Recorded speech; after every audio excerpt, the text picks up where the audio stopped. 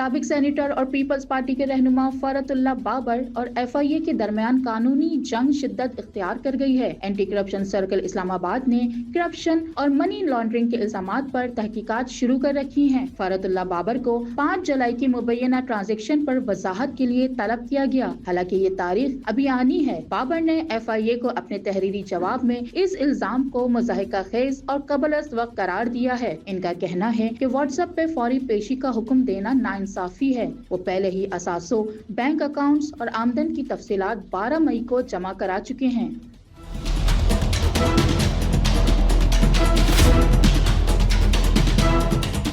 Peoples party کی secretary اطلاع Shazia Marine نے انکوائری کو سیاسی انتقام قرار دیا۔ ان کا کہنا ہے کہ فرحت اللہ بابر ایک دہائی سے کسی سرکاری عہدے پر نہیں ہے۔ یہ کارروائی قابل افسوس ہے۔ تو دوسری جانب FIA حکام کا کہنا ہے کہ تحقیقات بلا امتیاز اور شفاف انداز میں جاری ہے اور فیصلہ شواہد کی بنیاد پر کیا جائے گا۔ دیکھنا یہ ہے کہ عید کے بعد فرحت اللہ بابر کی ذاتی پیشی تحقیقات کا رخ کس طرف موڑتی ہے۔